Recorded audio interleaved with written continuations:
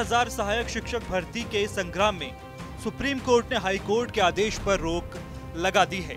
Supreme court ने कहा है कि फिलहाल हाई कोर्ट का वो फैसला लागू नहीं होगा जिसमें हाई कोर्ट की लखनऊ पीठ ने 69,000 शिक्षक भर्ती में बनाई गई मेरिट लिस्ट को रद्द कर 3 महीने में नई मेरिट लिस्ट बनाने का आदेश दिया था।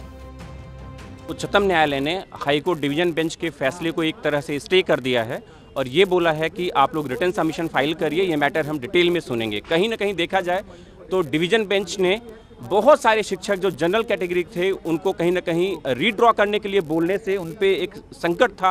ऐसा लग रहा था वो बहुत सारे बच्चे जो नीचे थे गुणांक में वो बाहर जाने वाले थे। तो माननीय उच्चतम न्यायालय ने कहीं ना कहीं आज उस पर स्टे कर दिया है और ये बोला है ये मैटर पहले फाइनली सुना जाएगा, उसके बाद ही कोई लिस्ट ड्रॉ की जाएगी और उसको इम्प्लीमेंट किया जाएगा। सुप्रीम कोर्ट कहीं ना कहीं हमारी बातों से कन्विंस है और ये कह रही है एक बार अगर आपने आरक्षण का लाभ ले लिया है तो आप बार बार आरक्षण का लाभ नहीं ले सकते।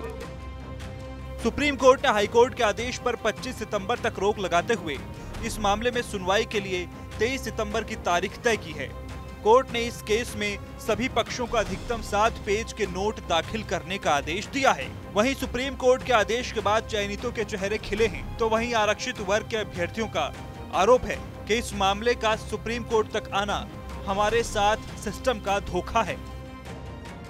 इस तरीके से मतलब ये चीज बलगाने वाली है, मामले को कहीं दूसरी एंगल में ले जाने वाली बात है। कुल मिला के मुद्दे पे हम आते हैं। हम ये कहना चाहेंगे कि जब सुनवाई हो रही थी उस समय सरकार का जो पक्ष है वो बहुत ही निंदनीय रहा है। क्या पिछड़े दलित वर्ग के जो बच्चे हैं उत्तर प्रदेश के वो सब सिर्फ क्या वोट देने के लिए हैं? हम यही कहना चाहेंगे सरकार को यदि हमारे साथ खड़े होने की जो है नाटक है, दिखावा करना है, उसको बंद कर देना चाहिए।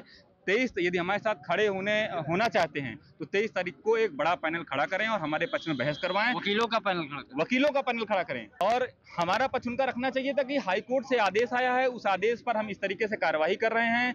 पिछड़े दलितों को इस तरीके से नौकरी देंगे, जो लड़के 4 साल से नौकरी कर रहे हैं उनकी इस तरीके से सुरक्षा करेंगे, ये हमारी कार्य योजना है।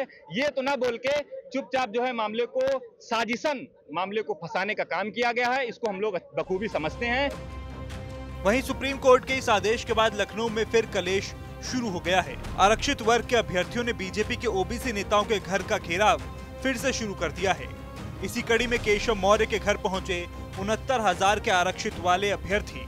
इतना ही नहीं, सुप्रीम कोर्ट तक पहुंचे इस संग्राम पर विपक्ष ने भी सरकार को कटघरे में खड़ा कर दिया है।